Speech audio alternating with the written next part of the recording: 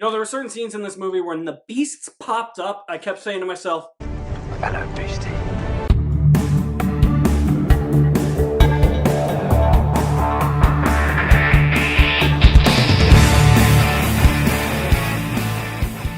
The Sea Beast is out on Netflix now and is directed and written, or at least co-written, by Chris Williams, who used to work for Disney, has now shifted over to Netflix. The Sea Beast tells the life of a legendary sea monster hunter who is turned upside down when a young girl stows away on his ship. And the current regime has told them that they have to hunt the sea beasts because man versus sea beasts has been at war for years. They soon learn that maybe the beasts aren't as evil as they think.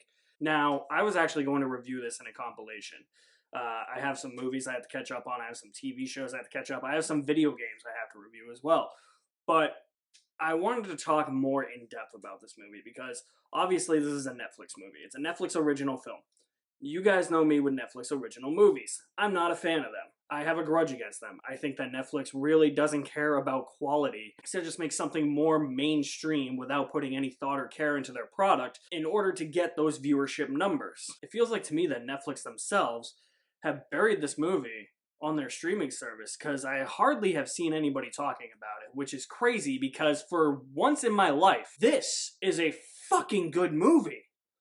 Wow, Netflix blew my mind with this movie that they actually put the love and devotion into it and they actually let somebody have a vision and take their time to make this movie.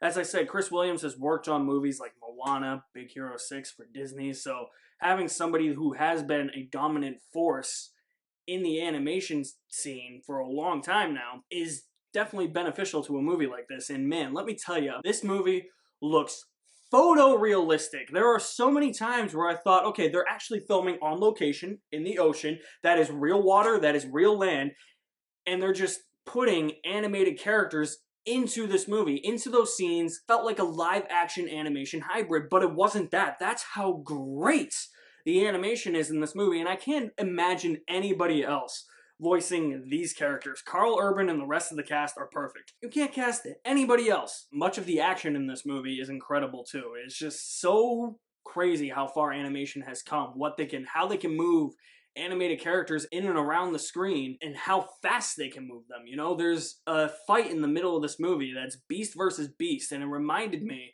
of something out of a kaiju movie like Godzilla or Pacific Rim. I was getting those vibes, and that is when the movie was at its most entertaining. What this movie feels like to me is like an animated Pirates of the Caribbean movie or an animated Pacific Rim movie. Like, it has that swashbuckling Titanic feel to it, that sea adventure that we've been clamoring. It's a big summertime popcorn movie. And when the action throws down with the sea beast, that's when it's at its best. That's when it's the most fun. I sat there and I was like, yeah, I can imagine this. This is Godzilla versus Kong, and Godzilla kicks Kong's ass again. So there you go. The best part about those scenes is that it feels like those movies without ever ripping them off. It feels like it's its own thing.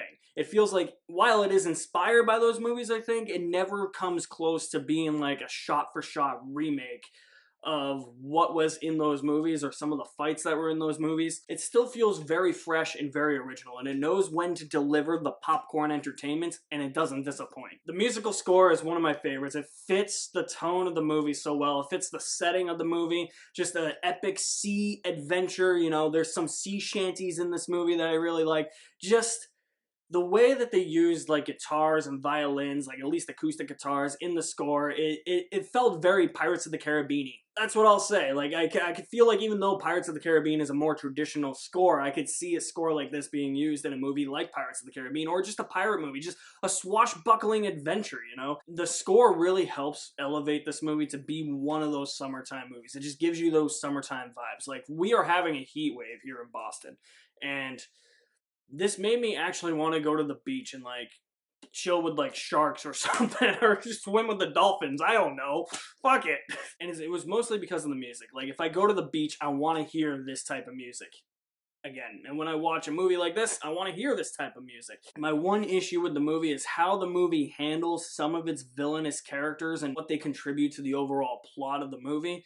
there's one character that's introduced who's set up to be like the big bad of the movie. And I thought like, oh yeah, it's voiced by Dan Stevens. I'm like, he's obviously gonna be the bad guy. He's gonna be like Luke Evans in Beauty and the Beast over there shouting, "When I say we kill the beast!" But no, he was barely in the movie, and his role to the movie didn't really pertain to the plot of the movie. He wasn't relevant at all. And then there's these other two characters that pop up at the end of the movie that are actually the main villains of the movie, but they're more of like the Palpatine behind the scenes type of people. And I was like, for a movie like this, you need somebody who is on the front lines, who has a grudge against these things, who needs to add tension to the main hero's journey and what the main heroes are trying to prevent from happening. And I just didn't feel like that this movie fully had that. There is another villainous character, but he just acts like a pawn in the game, you know? He's being told what to do by these Palpatine-like people, and I was just like,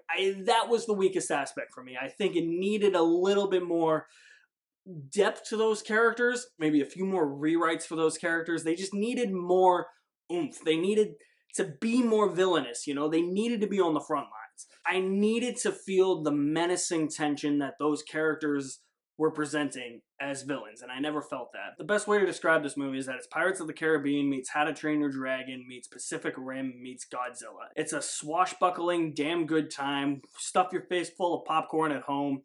I think it is playing in select theaters, so if it is playing in a theater near you, definitely see it on the big screen. It's a very colorful movie. I mean, it's a movie that takes place on the ocean. Anything that takes place on the ocean. Like, I watch Pirates of the Caribbean in the winter because the winter's so goddamn cold. I'm like, I want the summer. And yeah, they watch this movie in the winter. You're gonna be like, I want to go to the ocean.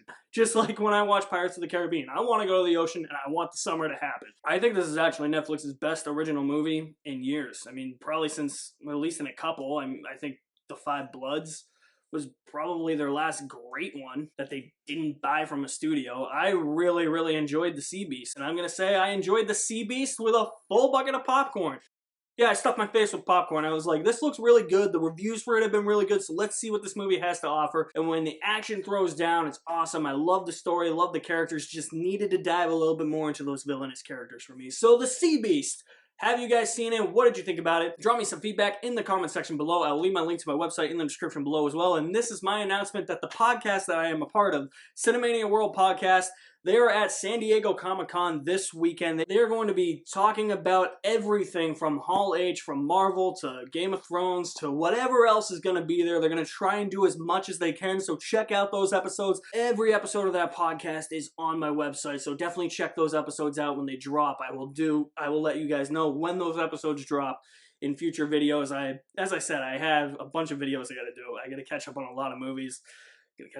Got some video game reviews I got to do. Gotta catch up on TV. I still haven't watched Stranger Things or The Witcher. Or Halo.